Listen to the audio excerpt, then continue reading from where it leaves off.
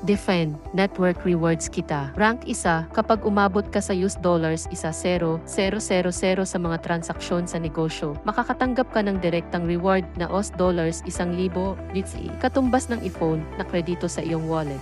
Rank 2, kapag naabot mo ang $30,000 sa mga transaksyon sa negosyo, makakakuha ka ng direktang reward na $3,000 USD, katumbas ng two-wheeler na kredito sa iyong wallet. Rank 3, ang paggamit ng $50,000 sa mga transaksyon sa negosyo ay magiging kwalipikado para sa direktang reward na $5,000 USD, katumbas ng kotse na nakredit sa iyong wallet. Rank 4, kapag umabot sa $100,000 sa mga transaksyon sa negosyo, makakatanggap ka ng direktang reward na $11,000 USD, katumbas ng isang Volkswagen na kredito sa iyong wallet. Rank 4, kapag umabot sa $100,000 sa mga transaksyon sa negosyo, makakatanggap ka ng direktang reward na $11,000 USD, katumbas ng isang Volkswagen na kredito sa iyong wallet.